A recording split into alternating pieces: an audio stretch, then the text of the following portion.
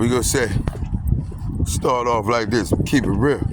We talk about reforming the nation, so we have to tell the people where it really started. You know what I mean? For me, recognizing where the system went wrong at and where it corrupt our people at, it started out in pre-K for me. When I was 4 years old, we entered into pre-K, and it was like maybe 4 or 5 kids. We was telling stories about how our mothers beat us and the things our mother say when she beat us. These people hear us talk about it, and because my voice louder than everybody else, they single me out. And they punished me saying we was cussing, but we all was cussing. Saying the things our mothers say when they beat us. You know, they say, oh, this shit gonna hurt me more than it hurts you while they slap you. So we laughing about that type of stuff.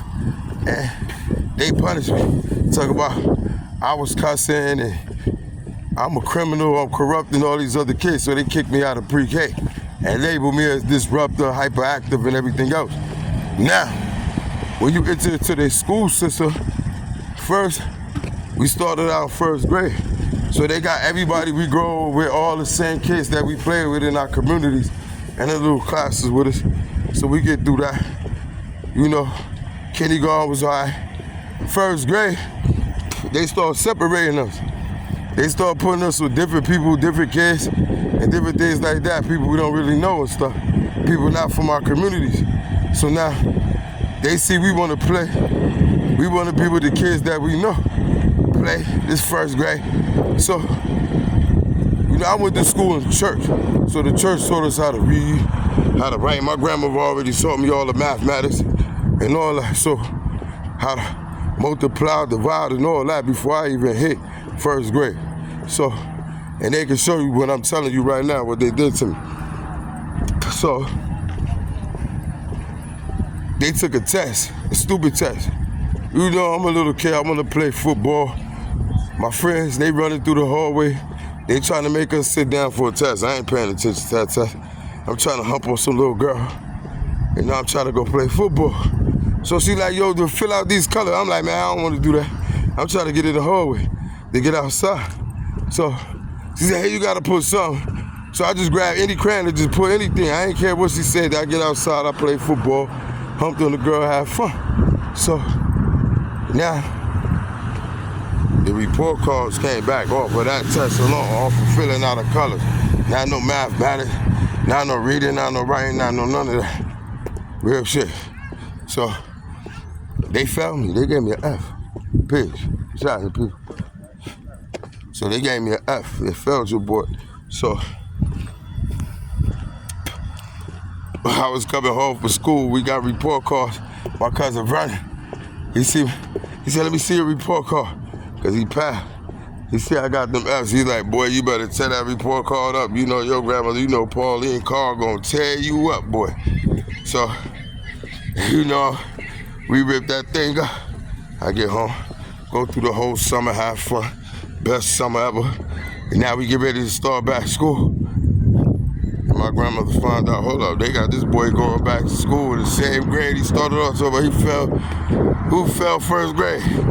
Ever. So she argued with him. They made me go take a test. Apparently an IQ test. But they made me take a test that would be given to somebody that's probably like in the 5th and 6th grade. And at this time, I'm only like 5, 6 years old. So we take this test. They tell me I passed the test. The academic parts, the mathematics, the reading, all of that. Higher than the grade that I was in and way above and beyond that. But they said because of my behavior. Because of my behavior, they holding me back. And they held me back. Talk about I'm hyperactive. I gotta take Ritalin. Yo, I got a behavior problem. So now this is where it started. They say, oh, he be cussing, he say what he feel, he say what he mean, he speak back, and he just say what comes to his mind. So now he need Ritalin, he need medication, he needs some Thorazine.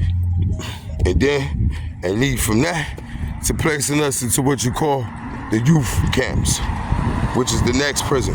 First, the school is the introduction to prison, because now they trying to teach you their structure, trying to brainwash you, give you their knowledge, their way, get their books, teach you how to add and take away in various different ways. You know, no matter what type of math you're doing, all you're doing is adding and taking away. You know what I mean? Algebra, calculus, whatever you're doing, all you're doing is adding and take away.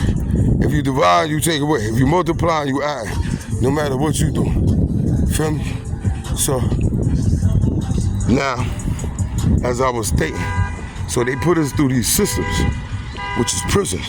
They indoctrinate us, break us down, have us thinking the way they want us to think, feel me? You know what I mean? We're in the hub. So, then it goes from that to these places, these youth authorities in places like Wyndham Lawn. You know what I mean? Because you can't behave in their schools the way they want you to behave. You ain't thinking the way they want you to think.